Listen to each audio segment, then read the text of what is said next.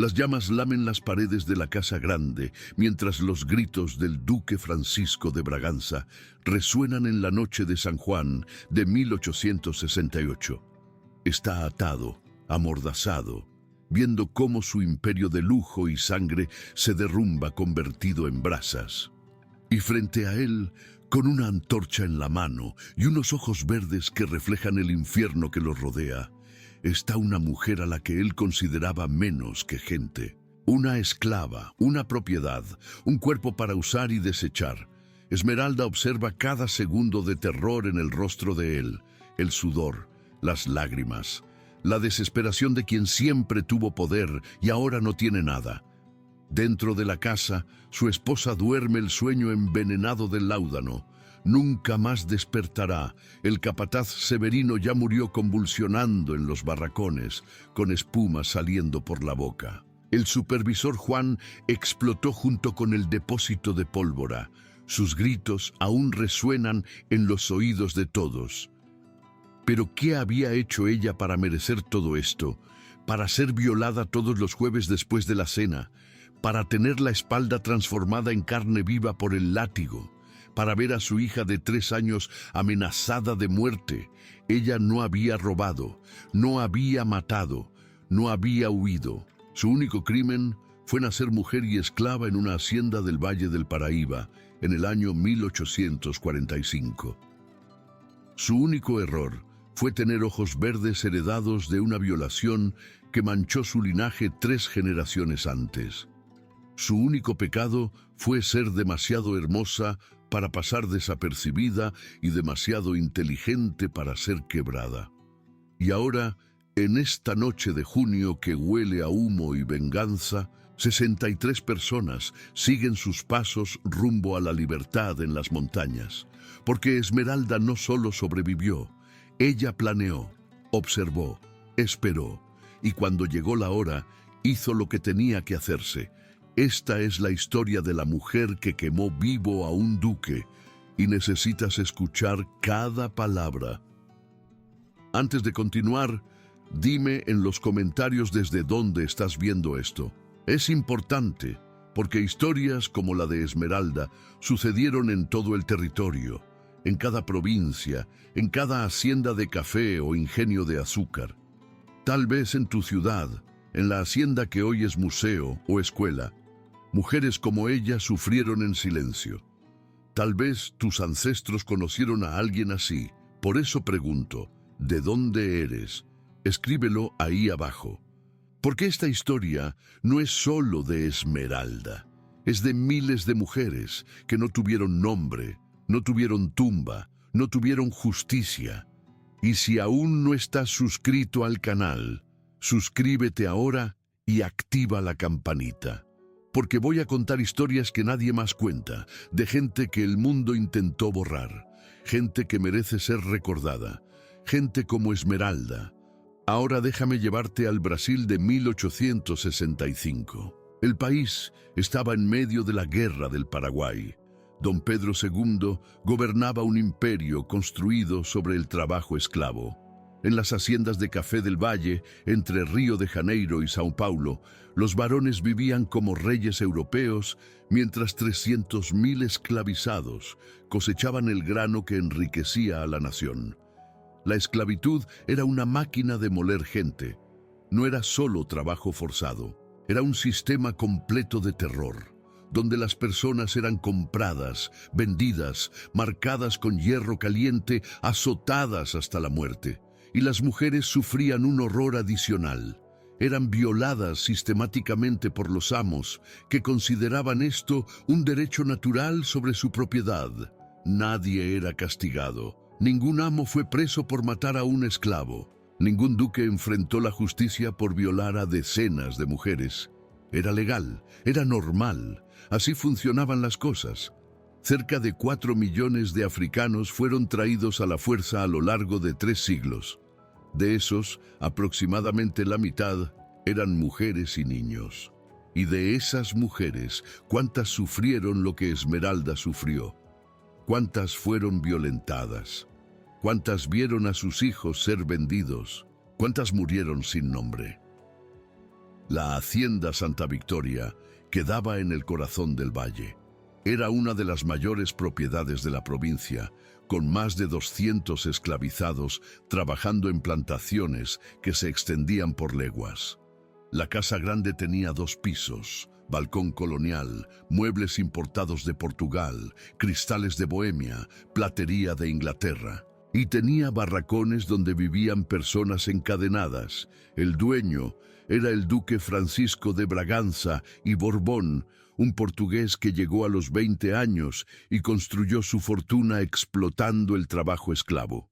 A los 50 años era gordo, de bigotes retorcidos y ojos pequeños que no disimulaban la crueldad. En la corte de Río era respetado. En las haciendas era temido. A su lado, doña Benedicta, la duquesa, una mujer de 40 años que no había conseguido dar hijos al marido y canalizaba su amargura contra las esclavas más bonitas. Ella ordenaba castigos, negaba comida, forzaba el trabajo bajo el sol abrasador del mediodía. Todo con una sonrisa fina en los labios y un rosario en las manos.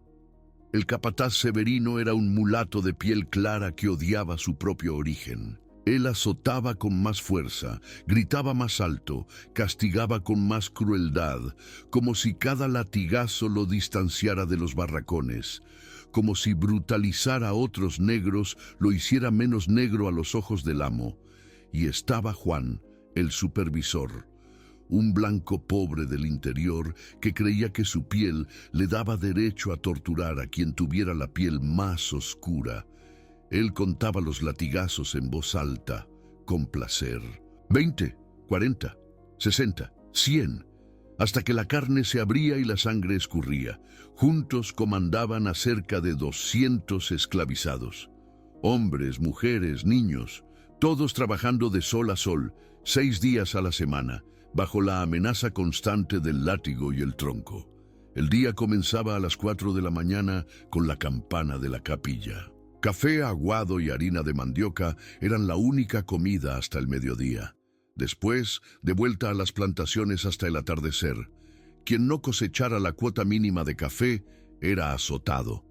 Quien reclamara por la comida iba al tronco. Quien intentara huir era marcado con hierro al rojo vivo y vendido a haciendas aún peores en el norte. El olor era de sudor, café, tierra mojada y miedo. El sonido era de hoces cortando, cestos siendo arrastrados, gemidos ahogados, órdenes gritadas. La sensación era de cansancio en los huesos, hambre en el estómago, dolor en las espaldas latigadas. Y existía el terror nocturno de las mujeres, porque cuando el sol se ponía, los señores elegían qué cuerpos invadir aquella noche. Pero en 1865 algo cambió. Una chica de 20 años llegó a la hacienda. Tenía un nombre que sonaba a esperanza en un lugar sin esperanza. Esmeralda, como la piedra preciosa, como el color de sus ojos. Nació en 1845 en una hacienda menor, más al norte. Su madre se llamaba Juana, era sirvienta en la casa grande y murió 2 días después de dar a luz a su segundo hijo. El niño tampoco sobrevivió. Esmeralda creció sola, criada por tía Rosa, una africana anciana que le enseñó a sobrevivir a través de la observación y el silencio. Los ojos verdes eran una herencia maldita. Su abuela había sido violada por un comerciante portugués que pasó por la hacienda. La hija de aquella violación fue la madre de Esmeralda, y ahora ella cargaba en los ojos la marca de la violencia que perseguía a su familia. Cuando tenía 15 años, Esmeralda trabajaba en la casa grande. Había aprendido a leer a escondidas, observando las lecciones del hijo del patrón. Memorizaba conversaciones, memorizaba rostros. Entendía que la información era poder, incluso para quien no tenía poder alguno. Pero a los 17 años, el señor de la hacienda murió, la propiedad fue vendida, y Esmeralda fue vendida junto con todo. como se vende ganado o herramientas, fue separada de tía Rosa, a quien amaba, y llevada encadenada a la subasta. Fue allí donde el duque Francisco la vio y la quiso. Ella recuerda el momento. Estaba de pie sobre una tarima de madera, con las manos atadas, mientras hombres blancos evaluaban sus dientes, palpaban sus brazos, comentaban sobre su cuerpo como quien comenta sobre un caballo. Y entonces los ojos pequeños del duque se fijaron en los ojos verdes de ella. 200.000 reales. Fue el precio. Caro para una esclava, pero el duque tenía dinero de sobra. La quería y la compró como quien compra un objeto de deseo. El viaje hasta la hacienda Santa Victoria duró 2 días. Esmeralda iba en la carreta con otras 6 personas recién compradas, todos encadenados. Ella no lloró. Había aprendido con tía Rosa que las lágrimas eran un lujo que los esclavos no podían tener. En cambio, observó el camino. Memorizó cada curva, cada árbol distintivo, cada aldea, porque algún día, de alguna forma, necesitaría saber cómo salir de allí. Cuando llegó a la hacienda, fue llevada directamente ante la presencia de doña Benedicta. La duquesa la miró de arriba abajo con desprecio y envidia mezclados. Entonces ordenó que le cortaran el cabello corto para que fuera menos bonita. Determinó que Esmeralda trabajara en el cultivo, no en la casa, y le advirtió, con voz fría: «Aquí aprendes tu lugar, y tu lugar es en el suelo como el animal que eres». En los primeros meses, Esmeralda cosechó café 12 horas al día. Sus manos sangraban por las espinas, su espalda dolía por el peso de los cestos, sus pies se hinchaban de tanto caminar entre los cafetales. Pero ella observaba, veía que Severino bebía todas las noches, que Juan guardaba las llaves en el bolsillo, que el duque iba a la ciudad todos los martes, que doña Benedicta tomaba remedios para dormir. Aprendió que sobrevivir era más que aguantar el dolor. Era mapear al enemigo, era saber dónde estaban las debilidades, era esperar el momento correcto. Pero después llegó el primer jueves. El duque la mandó llamar después de la cena. Ella sabía lo que iba a pasar, todas lo sabían. Era el destino de las que eran consideradas bonitas. Fue llevada por Severino hasta una habitación en el fondo de la casa grande, un lugar donde los gritos no llegaban al comedor. Y allí, aquella noche, Esmeralda fue violada por primera vez. No sería la última. Todos los jueves, después de que doña Benedicta se retiraba para sus oraciones, Esmeralda era llevada a esa habitación. Y todos los jueves, ella moría un poco por dentro mientras mantenía el rostro impasible, porque reaccionar significaba el tronco. Llorar significaba más violencia. Entonces aprendió a desconectarse de su propio cuerpo, a mirar un punto fijo en la pared y pensar en otras cosas, en tía Rosa, en los árboles de mango, en cualquier cosa que no fuera lo que estaba sucediendo. Pero sus ojos verdes nunca se apagaban completamente, y el duque veía eso. Veía que no lograba quebrar a aquella mujer, y eso lo enfurecía aún más. Durante el día, Severino la castigaba por cualquier motivo. Si la cuota de café estaba un cesto por debajo de lo esperado, era látigo. Si ella lo miraba directamente, era tronco. Si otro esclavizado tropezaba cerca de ella cargaba con la culpa. Porque él sabía que ella era la protegida del duque por la noche, y durante el día él podía lastimarla a su antojo. Juan tenía un placer especial en azotarla. La hacía quedarse en el tronco, atada, mientras contaba cada latigazo. 10, 20, 30.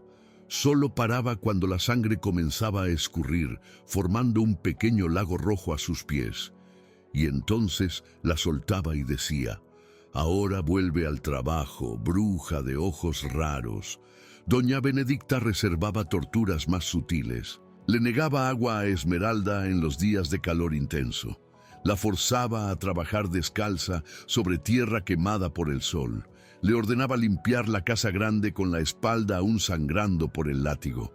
y siempre, siempre, con aquella sonrisa fina y aquel rosario en las manos. 6 meses después de llegar a la hacienda, Esmeralda descubrió que estaba embarazada. El terror la invadió. Sabía lo que sucedía con las mujeres esclavizadas que quedaban embarazadas de sus amos. Algunas lograban quedarse con los hijos. Otras veían a los bebés ser vendidos en cuanto dejaban de amamantar. Y otras veían a sus hijos desaparecer de formas más definitivas. Intentó esconder el embarazo lo máximo posible. Se ataba telas alrededor del vientre, vestía ropas anchas. Trabajaba el doble para no levantar sospechas. Pero a los 5 meses ya no tenía cómo disimular. Doña Benedicta fue la primera en notarlo. Sus ojos se estrecharon cuando vio a Esmeralda pasando por el balcón de la casa grande. Y esa noche confrontó al marido. Esmeralda estaba limpiando el pasillo cuando escuchó los gritos de la duquesa. «Esa vagabunda está embarazada, y yo sé de quién es. ¿No tienes vergüenza? Yo no puedo darte un hijo, y tú vas a tener un bastardo con una esclava». La voz del duque era más baja, pero Esmeralda consiguió oír fragmentos. «Sabes que necesito un heredero. Si tú me dieras, pero esa criatura no es nada. Será vendida antes de cumplir 1 año». Esmeralda bajó las escaleras en silencio y volvió a los barracones con el corazón acelerado. Sabía que tenía 9 meses hasta el nacimiento. 9 meses para descubrir cómo proteger a su hijo, porque ya amaba a aquella criatura, incluso siendo fruto del peor horror que había vivido. Era suya, era parte de ella, y haría cualquier cosa para mantenerla viva. El embarazo fue duro. Esmeralda continuó trabajando en el cultivo hasta el 8º mes, cargando cestos pesados de café bajo el sol abrasador. Sus piernas se hinchaban tanto que apenas conseguía caminar al final del día. Pero no pedía clemencia. Pedir era mostrar debilidad. Y la debilidad significaba muerte. En una noche de marzo de 1866 comenzaron los dolores. Tía Benedicta, la partera de los barracones, una africana vieja que conocía todos los secretos de hierbas y partos, la ayudó. No era la misma tía Rosa que Esmeralda amaba, pero había algo en su voz que traía consuelo. «Fuerza, niña. Eres fuerte. Esta criatura te necesita fuerte». El parto duró la noche entera. Esmeralda mordió un pedazo de cuero para no gritar demasiado fuerte. Cuando el bebé finalmente nació, al amanecer, tía Benedicta lo limpió y lo colocó en los brazos de Esmeralda. Era una niña y tenía ojos aún más verdes que los de la madre. Esmeralda miró aquellos ojos y sintió algo que no sentía hacía años: esperanza, propósito, razón para seguir viva. «Su nombre es Violeta», susurró, «porque las violetas son flores pequeñas pero fuertes. Crecen incluso en suelo malo, como tú vas a crecer». Pero la felicidad duró apenas 2 días, porque doña Benedicta vino hasta los barracones, miró al bebé, vio los ojos verdes idénticos a los del marido y algo en ella se rompió definitivamente. «Esa criatura es una abominación», dijo con la voz temblando de odio. «Prueba viva de su traición. Yo no tuve hijos en 20 años de matrimonio, y esta cosa nace así, fácil». Esmeralda abrazó a Violeta contra su pecho, sus propios ojos verdes encontrando los de la duquesa, y por primera vez no bajó la mirada. «Ella es mi hija». La bofetada vino rápida y fuerte, haciendo girar la cabeza de Esmeralda. Pero ella no soltó al bebé. No importaba cuánto la golpearan, no soltaría a su hija. Doña Benedicta salió de los barracones furiosa, pero Esmeralda sabía que aquello no acabaría allí. Aquella mujer quería venganza. Y cuando las señoras ricas querían venganza contra las esclavas, siempre había formas terribles de conseguirla. Durante los primeros meses, Esmeralda mantuvo a Violeta lo más escondida posible. La ataba a su espalda mientras trabajaba, cubierta por una tela. Tía Benedicta la ayudaba cuidando del bebé cuando Esmeralda iba al cultivo. Otras mujeres del barracón también protegían a la niña, porque sabían que aquella criatura estaba marcada para morir. El duque nunca reconoció a Violeta públicamente, pero todos sabían. Los ojos eran imposibles de negar, y eso lo dejaba en una posición difícil.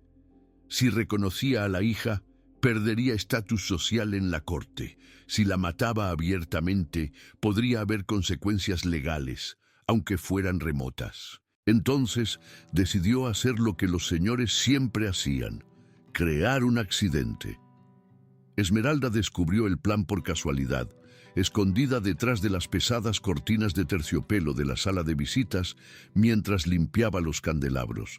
Era una tarde de agosto de 1868, 2 años después del nacimiento de Violeta. El duque conversaba con Severino, las voces bajas pero audibles. La niña está demasiado grande. Pronto comenzará a andar por la hacienda y surgirán las preguntas. Esto necesita terminar antes de que se vuelva un problema mayor. ¿El señor quiere que venda a la niña lejos? No, vendida. Puede aparecer un día. Muerta. El problema está resuelto. Arregla un accidente. Un incendio en los barracones, tal vez. Ella y la madre duermen juntas, no. 2 problemas resueltos de una vez. Esmeralda sintió que la sangre se le congelaba en las venas. Sus manos apretaron el trapo de limpieza con tanta fuerza que los nudillos se pusieron blancos. Pero no se movió. No hizo ruido. Continuó escondida, escuchando cada palabra. ¿Y si los otros reclaman? 60 personas en el barracón. Un incendio puede matar a más. Entonces que mueran. Yo compro otros. Los esclavos están baratos ahora con toda esa charla abolicionista, pero esa mujer y esa criatura no pueden seguir vivas. Es una orden, Severino, y serás bien recompensado. Hubo una pausa, luego la voz de Severino, más baja. ¿Cuándo? Pronto, antes de que cumpla 3 años, tal vez en la noche de San Juan, con la fiesta. El fuego parecerá un accidente con los fuegos artificiales y las hogueras. Perfecto. Esmeralda esperó a que salieran de la sala. Esperó 10 minutos más. Entonces bajó en silencio, guardó los materiales de limpieza y volvió a los barracones con el rostro impasible. Pero por dentro, cada célula de su cuerpo gritaba.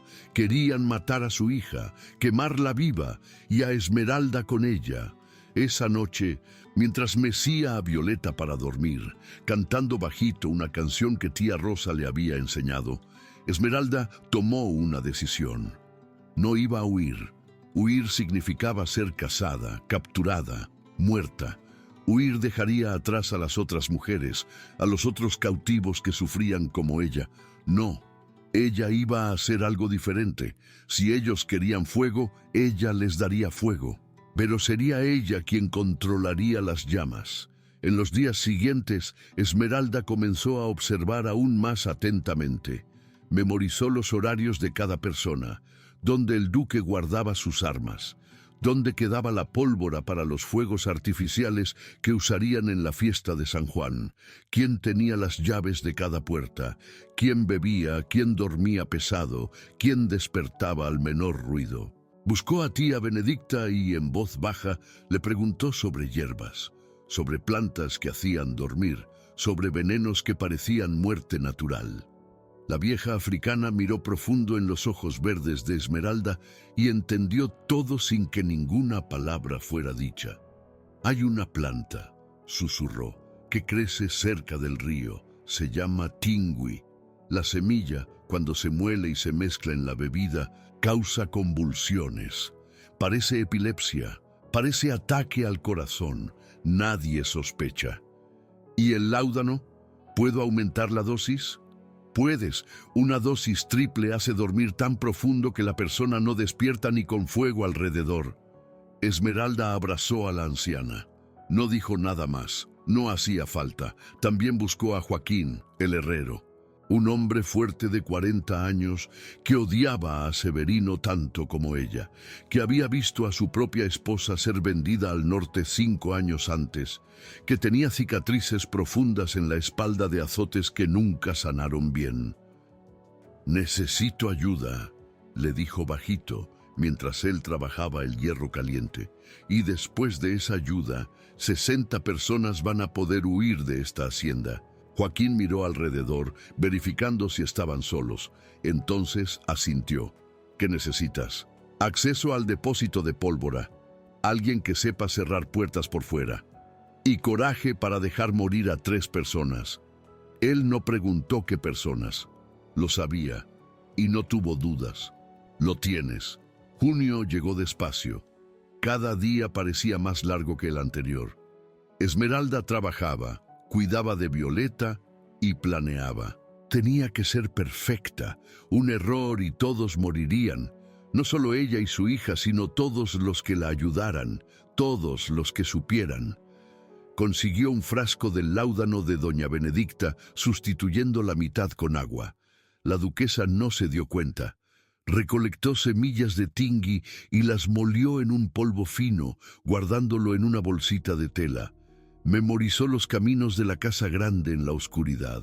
Cuántos pasos hasta cada puerta, donde crujían las tablas del piso, y esperó, porque la venganza apresurada es venganza fallida, y ella no podía fallar. La fiesta de San Juan sería en una semana. Severino ya había marcado leña cerca de los barracones, preparando el accidente. Juan había sido instruido para cerrar las puertas por fuera después de que todos durmieran. El duque ya tenía preparada su historia.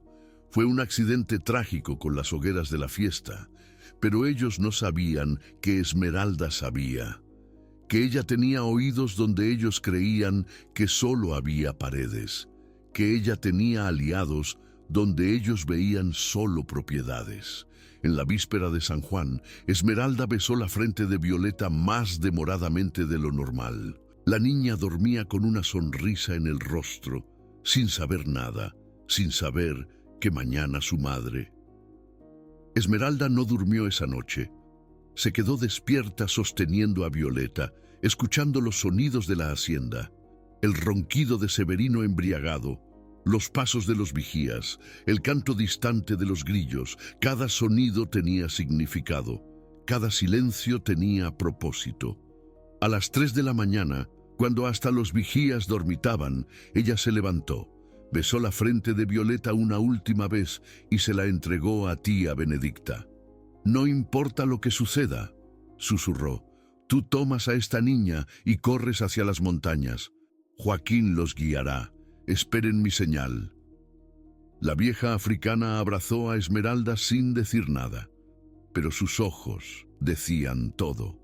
Coraje, bendición, despedida. Esmeralda caminó por el barracón, despertando silenciosamente a las personas correctas. Un toque en el hombro aquí, una mirada allá. 63 personas que estaban listas para huir, que tenían bultos escondidos, que sabían los caminos de las montañas, que solo esperaban el momento. «Hoy», susurró a cada uno, «cuando la casa grande esté en llamas, ustedes corren». Entonces ella salió a la noche. La fiesta de San Juan había dejado la hacienda en estado festivo. Había restos de hogueras aún humeantes, fuegos artificiales guardados en el depósito, aguardiente distribuido generosamente. El duque había sido inteligente. El escenario perfecto para un incendio accidental, pero Esmeralda sería más inteligente.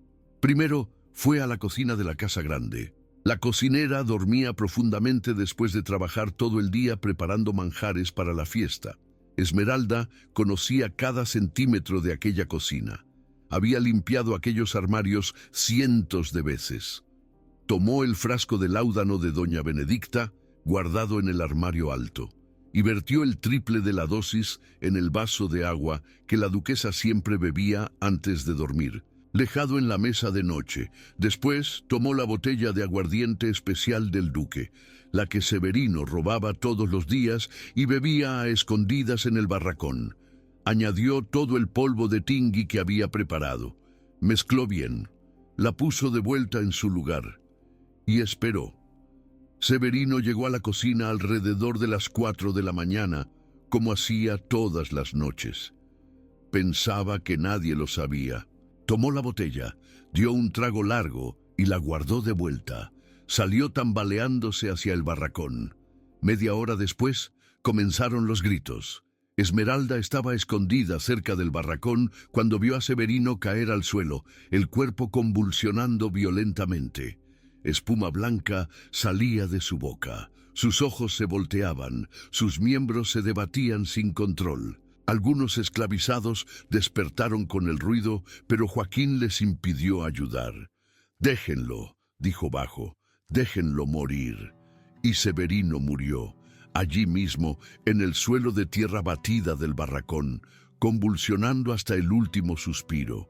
El hombre que azotaba con placer, el hombre que planeaba quemar a Esmeralda y Violeta vivas, murió como un animal rabioso. Esmeralda observó cada segundo. Sintió cada convulsión de él como una pequeña venganza, pero no era suficiente. Había más gente que debía pagar.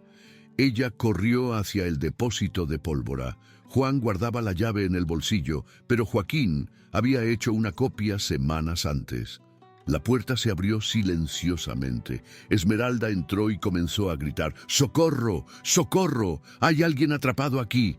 Juan despertó en la casa del supervisor, medio borracho aún por la fiesta. Escuchó los gritos y corrió, pensando que algún esclavizado se había escondido allí para robar pólvora. Cuando abrió la puerta del depósito, Esmeralda estaba en el fondo, aparentemente desesperada. «Hay una niña aquí. Entró y no puede salir». Juan entró sin pensar. Solo cuando estaba bien adentro, rodeado por barriles de pólvora, se dio cuenta. No había ninguna niña, y Esmeralda estaba entre él y la puerta. «¿Qué estás?». Ella salió corriendo. Joaquín, esperando afuera, cerró la puerta con llave. Juan comenzó a gritar, golpeando la puerta de madera gruesa: «¡Sácame de aquí! ¡Sácame de aquí!». Esmeralda tomó una antorcha aún encendida de la hoguera más cercana. Sus ojos verdes brillaban reflejando las llamas.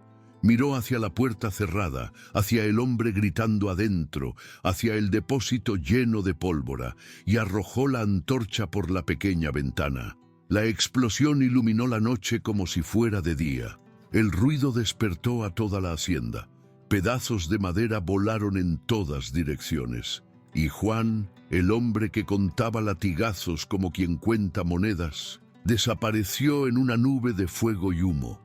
Sus gritos duraron solo segundos, pero fueron segundos suficientes para que todos oyeran.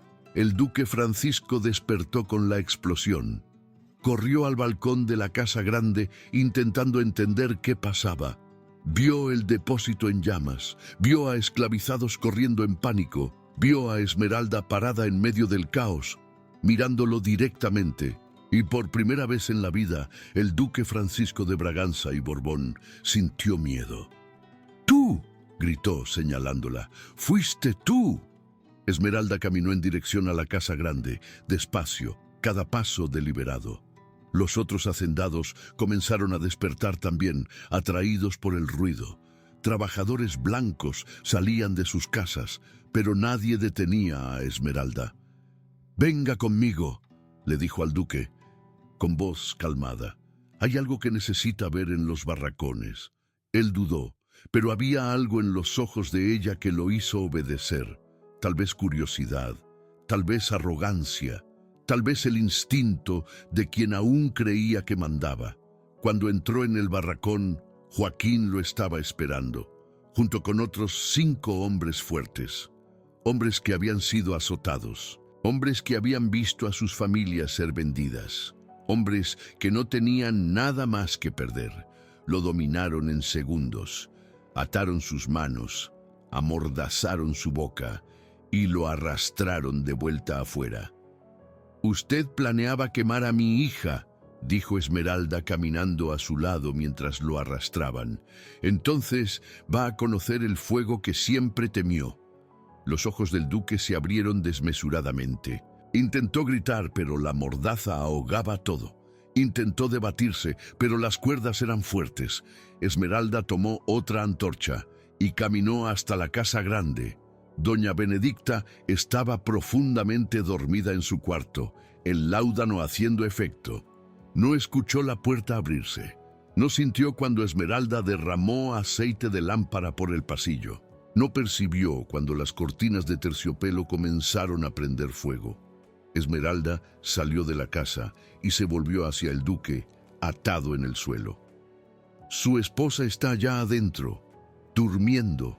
Nunca va a despertar, y usted va a mirar. Lanzó la antorcha por la ventana. El fuego se expandió rápido, muy rápido. Las maderas viejas de la casa grande eran perfectas para arder. Las cortinas se volvieron antorchas. Los muebles importados se volvieron leña. Los cristales de Bohemia explotaron con el calor. Y doña Benedicta murió durmiendo, envenenada y quemada, sin sentir nada. Pero el duque sintió todo. Esmeralda lo hizo mirar. Mirar su casa derrumbarse, mirar sus riquezas volverse cenizas, mirar el imperio que construyó sobre sangre y sufrimiento desaparecer en humo. Él lloraba, intentaba gritar a través de la mordaza, intentaba liberarse, pero no podía. «Usted me quitó todo», dijo Esmeralda arrodillándose a su lado, «mi libertad, mi dignidad, mi cuerpo, y casi me quita a mi hija». Así que ahora yo le quito todo a usted. Cuando la casa estaba completamente en llamas, cortó sus cuerdas, lo dejó libre, y entonces, con toda la fuerza que tenía, lo empujó hacia el infierno ardiente. Ahora conoce el fuego que siempre temió. El duque intentó levantarse, pero el calor era demasiado intenso. Gateó, intentando alejarse, pero las llamas ya habían cercado el área. Esmeralda lo observó arrastrarse, gritar, implorar, y entonces ella se dio la vuelta y caminó de regreso hacia los barracones. «¡Ahora!», gritó. «¡Corran!». 63 personas comenzaron a correr. Tía Benedicta cargaba a Violeta, Joaquín lideraba el camino, otros cargaban a los más viejos, a los niños, a los enfermos. Esmeralda corría con ellos, pero miraba hacia atrás. Vio cuando la casa grande finalmente se desplomó en una explosión de chispas y brasas. Vio cuando el duque Francisco dejó de moverse y sonrió, porque la justicia no siempre es legal. A veces la justicia es fuego. Corrieron toda la noche, por los caminos que Esmeralda había memorizado años antes, por los senderos que Joaquín conocía, por las montañas donde los quilombos escondidos ofrecían refugio. Cuando salió el sol, estaban a leguas de distancia de la hacienda Santa Victoria, y cuando miraron hacia atrás, aún podían ver la columna de humo en el horizonte. La historia de la venganza de Esmeralda se esparció como fuego por el valle del Paraíba. Los hacendados quedaron aterrorizados, los esclavizados susurraban esperanzados. La bruja de ojos verdes quemó vivo a un duque, decían. Si ella pudo, tal vez nosotros también podamos. Las autoridades intentaron cazar a Esmeralda. Ofrecieron recompensa. Mandaron cazadores de esclavos, pero ella había desaparecido en las montañas como el humo. El quilombo que los recibió quedaba en una región alta, escondida entre selvas densas. Allí, Esmeralda fue recibida como heroína, como líder, como símbolo de resistencia. Vivió allí por 27 años, enseñó a otras mujeres a luchar, a defenderse, a nunca aceptar la violencia como destino. Se convirtió en líder del quilombo, respetada por su coraje e inteligencia. Violeta creció libre. Sus ojos verdes ya no eran marca de vergüenza, sino símbolo de victoria. Se casó con un hombre libre, tuvo 4 hijos y vivió hasta los 60 años. Cuando murió en 1926, Brasil ya había abolido la esclavitud hacía casi 40 años. Esmeralda vivió hasta 1895.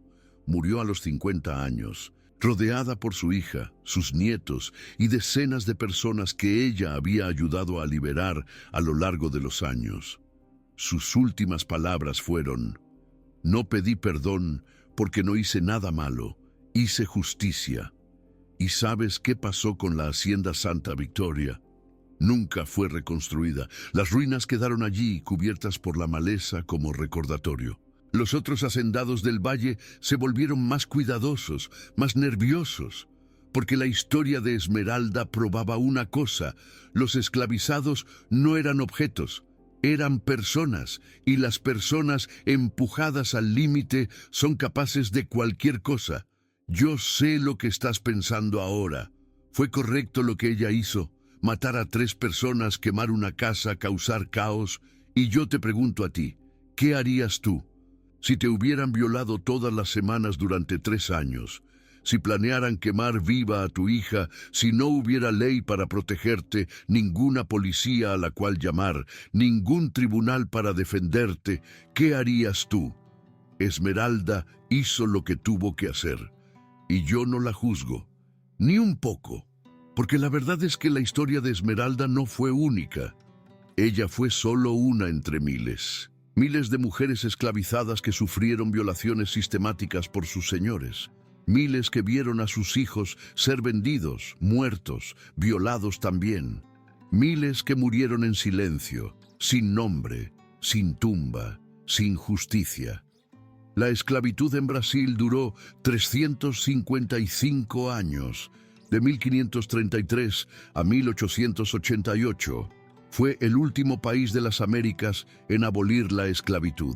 Y durante esos 3 siglos y medio, aproximadamente 5 millones de africanos fueron traídos a la fuerza hacia acá.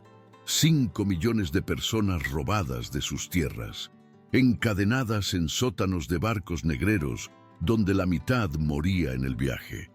Vendidas en subastas como ganado, marcadas con hierro candente, trabajadas hasta la muerte. ¿Y sabes cuántos señores de esclavos fueron castigados por tortura, violación o asesinato de cautivos? Prácticamente ninguno, porque era legal, era normal. Así era como funcionaba el sistema. Mujeres como Esmeralda eran violadas y nadie llamaba a eso crimen. Eran golpeadas y nadie llamaba a eso agresión. Eran asesinadas y nadie llamaba a eso homicidio. Porque para la ley de la época, ellas no eran humanas, eran propiedad. Entonces, cuando juzgues a Esmeralda, recuerda esto: ella no tenía tribunal al que recurrir, no tenía policía a quien llamar, no tenía ley que la protegiera. Todo lo que tenía era su coraje, su inteligencia y su determinación de mantener viva a su hija. Y ella usó todo eso para hacer justicia de la única forma que podía. Las consecuencias de la esclavitud llegan hasta hoy. El racismo estructural que vemos tiene raíces directas en esos 355 años de deshumanización. La pobreza de las poblaciones negras tiene conexión directa con el hecho de que cuando la esclavitud fue abolida, ninguna reparación fue hecha, ninguna tierra fue distribuida, ningún apoyo fue dado. Los ex-esclavizados fueron simplemente soltados en la calle, sin trabajo, sin casa, sin educación, sin nada. Y se esperaba que prosperaran en una sociedad que los había tratado como animales por siglos. Entonces, ¿por qué contar la historia de Esmeralda? Primero, porque ella merece ser recordada, no como víctima silenciosa, sino como guerrera que luchó, como madre que protegió a su hija, como mujer que dijo no cuando el mundo entero esperaba que ella aceptara. Segundo, porque historias como la de ella inspiran, muestran que incluso en las situaciones más imposibles, incluso cuando parece que no hay salida, la resistencia es posible, la dignidad es posible, la justicia es posible. Tercero, porque necesitamos recordar que la justicia oficial no siempre es justicia real, que las leyes pueden ser injustas, que los sistemas pueden ser crueles y que a veces las personas necesitan hacer justicia con sus propias manos porque el sistema nunca haría justicia por ellas. La memoria de Esmeralda permanece. En los quilombos que aún existen hoy, descendientes de personas que ella liberó cuentan su historia. En algunas regiones del Valle del Paraíba, los ancianos todavía hablan de la bruja de ojos verdes que quemó a un duque. La historia fue pasando de generación en generación, cambiando un poco aquí, ganando detalles allá, pero lo esencial permanece.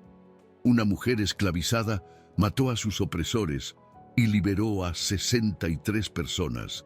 Y ese, amigo mío, amiga mía, es un legado que ningún fuego puede quemar. Así que ahora quiero saber de ti. Si esta historia te tocó, si sentiste la fuerza de Esmeralda, si crees que ella hizo lo correcto, deja un me gusta aquí abajo. Porque cada me gusta es una forma de decir que su memoria importa, que historias como esta necesitan ser contadas. Y comparte este video, mándalo a tu madre, a tu tía, a tu abuela, a tus amigas a las que les gustan las historias fuertes. Porque cuanto más gente conozca a Esmeralda, más viva se mantiene. Si aún no estás suscrito al canal, suscríbete ahora y activa la campanita de notificaciones. Porque voy a continuar trayendo historias que nadie más cuenta. Historias de personas que merecían haber sido famosas pero fueron olvidadas. Historias de coraje, de justicia, de dignidad. Ahora respóndeme en los comentarios. ¿Crees que Esmeralda hizo lo correcto o fue demasiado lejos? Y hay más. Si conoces otras historias de resistencia esclava, cuéntalas ahí abajo. Vamos a aprender juntos. Y última pregunta importante, ¿desde dónde estás viendo? Escribe tu ciudad ahí en los comentarios, porque estoy seguro de que en alguna hacienda cerca de donde vives, historias como la de Esmeralda sucedieron. Y esas historias necesitan ser recordadas. Muchas gracias por haberte quedado hasta el final, por haber escuchado la historia de Esmeralda hasta el último segundo, por haberle dado el respeto que ella merece. Y recuerda siempre, la justicia atrasada no es justicia, pero la justicia hecha, aunque sea tardía, aunque sea por manos improbables, sigue siendo justicia. Nos vemos en el próximo video. Y hasta entonces no olvides nunca, personas como Esmeralda existieron, resistieron, vencieron, y su memoria es sagrada.